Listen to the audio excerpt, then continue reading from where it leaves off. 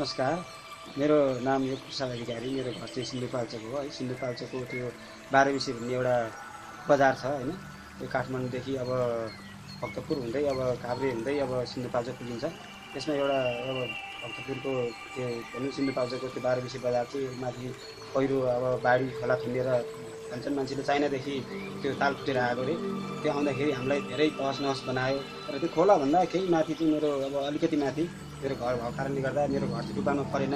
तर पनि मेरो आफन्तहरू तल्लो बजारमा हल्ला खल्ला गरेर राति सबै अब त्यो ठुलो आवाजले कराउँदै रुँदै मेरो घरमा आउँदाखेरि मैले के भयो भनेर सबैसँग मैले अब सोद्धाखेरि चाहिँ अब त्यस्तो भएको रहेछ।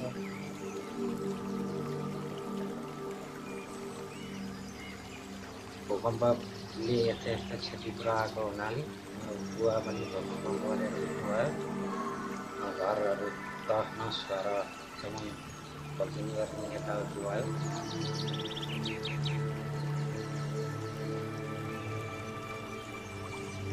हाम्रो क्षेत्रमा अब अहिलेको उसमा पानी वर्षाको कारण धेरै ठाउँमा पहिरो बाढी अत्याधिक भएर एकदम गाउँ त्रासित भइरहेको अवस्था छ।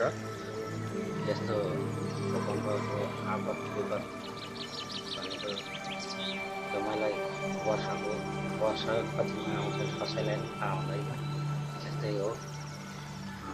अब नेपालमा बाढी पहिरो यता वर्षै आउँछ।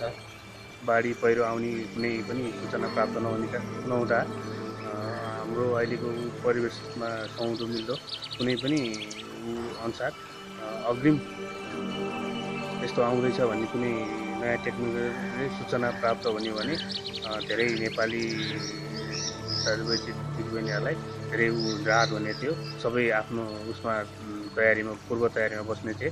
अब हाम्रो भनौँ त्यो आपद विपद जस्तो पऱ्यो त्यसको अब खबर चाहिँ अब विश्वको कुना कुना पुगिसकेको हुन्छ। नेपालमा पनि सबै ठाउँ पुगिसकेको हुन्छ। तर पनि त्यहीँ बस्ने जुन स्थानीय बासिन्दा हुन्छ त्यसको लागि चाहिँ अब पूर्व जानकारी नभएको कारणले गर्दा अब थाहा नहुन पनि सक्छ।